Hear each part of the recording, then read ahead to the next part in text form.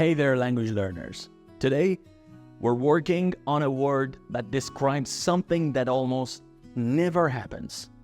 Hardly ever. Think about it. Think about those rare moments, like seeing a unicorn. In this video, we'll explore how to use the word hardly ever in sentences and where it fits.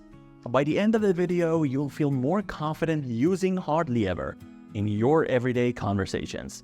Ready to dive in?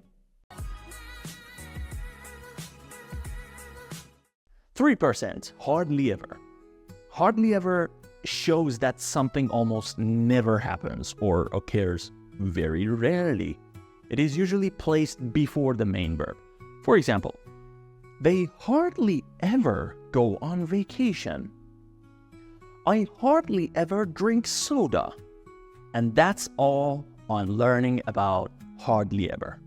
Now you know how to talk about those rare events or occasions, like they hardly ever go on vacations or I hardly ever see unicorns.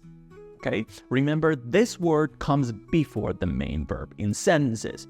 Keep practicing and soon using this word will feel as natural as saying your name. Thanks for joining us today and keep up the fantastic learning journey.